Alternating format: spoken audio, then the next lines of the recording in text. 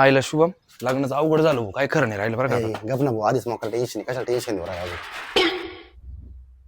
ए शुभे आवर ना पटकन, तू झोपू का बरं राहिला? आपल्याला लग्नाला जायचं अरे. किती दिवस लोकांचे लग्न खाते आता आपलं पा काहीतरी केस डवळेवत चालले पार एक्सपायरी डेट संपून जाईल तुमची आता. आमचं होईल लग्न बरोबर. तू तुझं पाय काळा तोंड आहे. काय रे वाय बे, मी इतका काळा आहे का? नाही नाही इतका नाही तू काळा, पण मग नॉर्मल थोडासा हाय काळाच आहे. अरे तुम्हाला सांगतो हे लग्न बिग्न सगळी मोह आहे. अरे आपली बॅचलर लाईफच एवढी भारी ना, कधी या कधी जा, कुठे फिराय डोक्याला धान नाही ना. तुमचे लग्न जमती नाही ते सांगा ना. अबे चाले.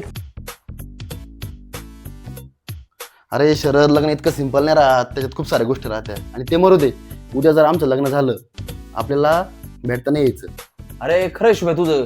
अरे शरद, आमच्यावर जबाबदाऱ्या वाढतील, आपल्यामध्ये दुरावा येईल, मग आपल्या मैत्री दुरावा आल्यावर तुला त्या गोष्टी आवडतील का? काही झालं ना तरी आपल्या मैत्रीमध्ये दुरावा पडता काम नाही. आपण आयुष्यभर सिंगलच राहायचं आता. आपण आयुष्यावर असं बॅचलर लो शरद. घरून कॉल आलो. हॅलो, हा बोला ना. काय पोरीवाले पाहिले राहिले? घरी येऊ का मग? आलो लगेच अर्ध्या तासात.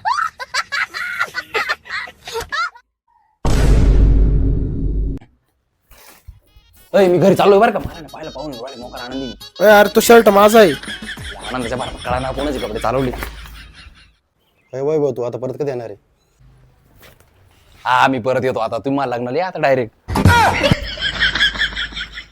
चायला 2 दिवस झाले राव. वायबल फोन करून पाहिजे ना.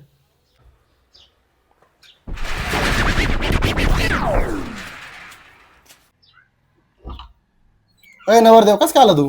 खायचं जख मारायचं नवर देव. घरी कामं चालू होते, मोकार आपदून घेतलं घरच्यांनी, मला फार थकवलं.